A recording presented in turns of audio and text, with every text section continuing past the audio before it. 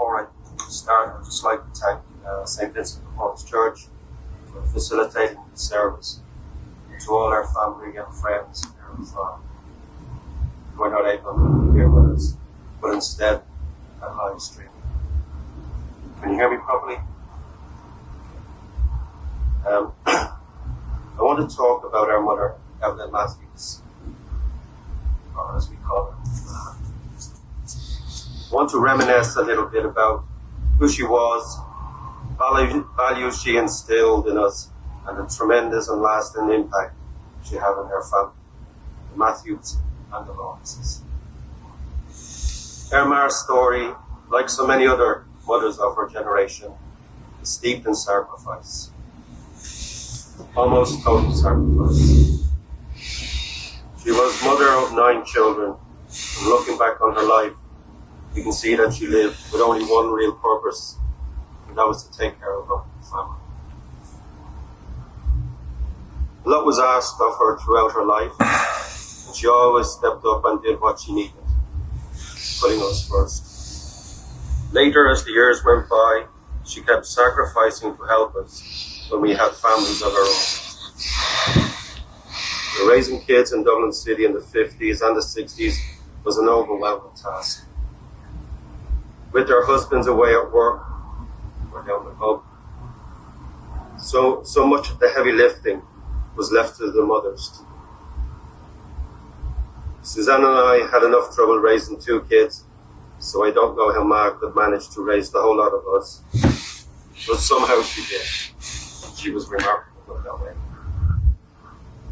Her life was a juggling act, so she had to become a very practical woman, scrimping and saving. She wasn't perfect, she wasn't always easy to navigate, but she was a constant. She was always there, and she never let us down when we needed her. She didn't have the money to spoil us, and yet she still managed to give us a childhood filled with many happy memories. Some of my earliest memories of Ma are of her always pushing a pram. I remember that pram really well.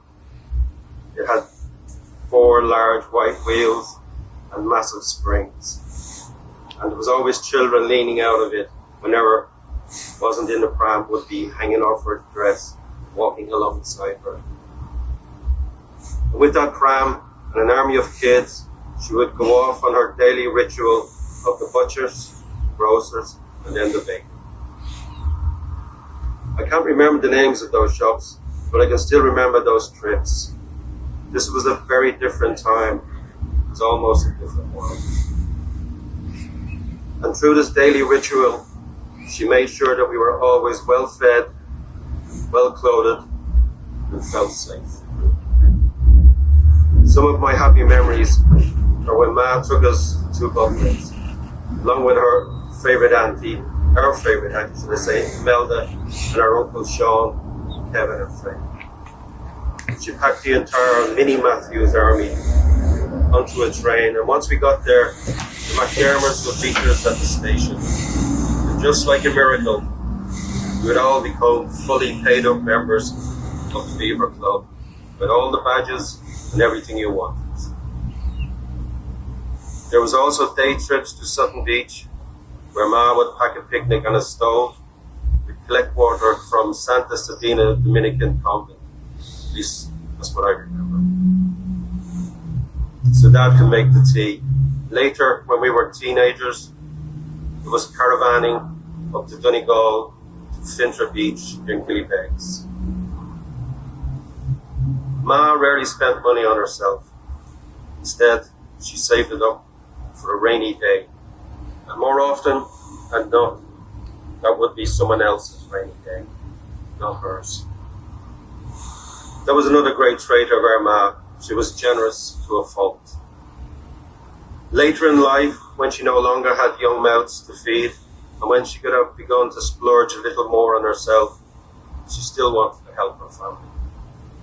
With anything they needed, whether it was a help with a deposit on a house when you got married, or helping our grandmother Teresa buy a house in Marino to be close to her family.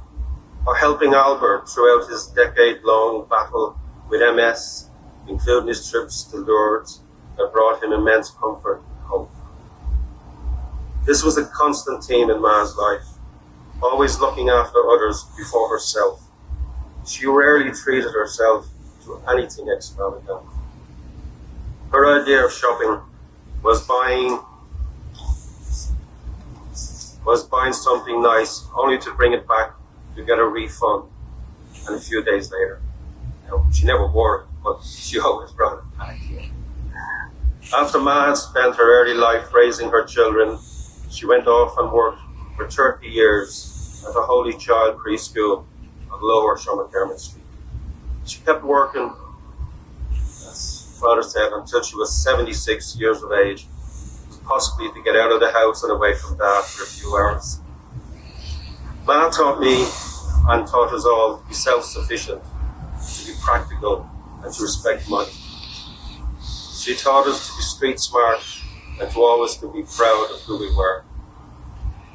She also made us feel loved, not in the conventional way that people might expect it always, with open feelings and hugs and kisses, but in the old school, no-nonsense way, which was the way she operated.